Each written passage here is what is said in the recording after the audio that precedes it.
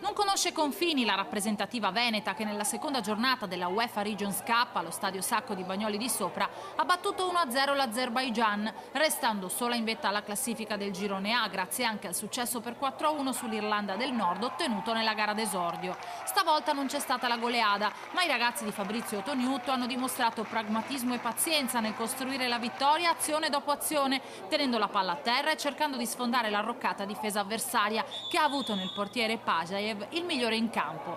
Rispetto alla prima uscita, Toniuto ha cambiato i 9/11 della formazione titolare, coinvolgendo così praticamente tutti i convocati per questa avventura dedicata alle rappresentative europee di calcio dilettanti.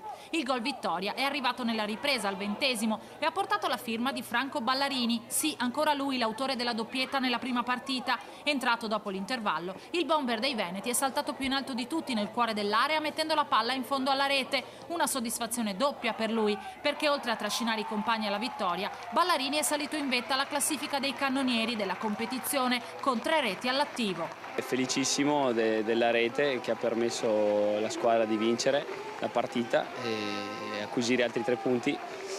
E adesso abbiamo l'ultima partita e ce la giochiamo tutta fino in fondo e niente, speriamo di passare il turno per poi affrontare nella finale l'avversario che verrà, insomma. A chi dedichi questo gol?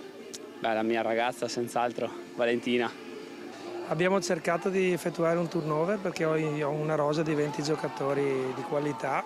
Oggi non abbiamo realizzato quello che abbiamo costruito, però sono comunque soddisfatto. Alla fine il risultato ci premia e abbiamo comunque cercato di costruire con continuità tutta la gara, insomma. Complimenti ai ragazzi, allo staff, ma complimenti soprattutto all'organizzazione che dalla mattina alla sera lavora perché si riesca al meglio a condurre a termine questa manifestazione, poi vinca il migliore come dicevo ieri, insomma. Oggi e domani le squadre riposeranno, si torna in campo giovedì per le ultime gare dei gironi eliminatori.